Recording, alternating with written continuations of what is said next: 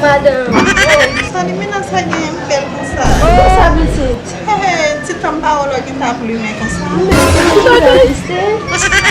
Bitit pou konen problem.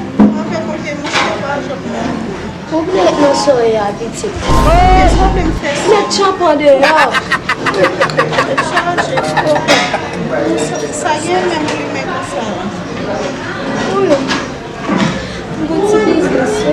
Mwen patisipe la vi. Ke de business. Pas Chance. Pas besoin yon good pour faire business. Business kon fet san kon. On sort un petit comme ça là, ma chère, pas non payant. Bien expliqué. Eh bien, business c'est chéri. Je vais dégager mettre coco dans coco. Business là c'est bouse.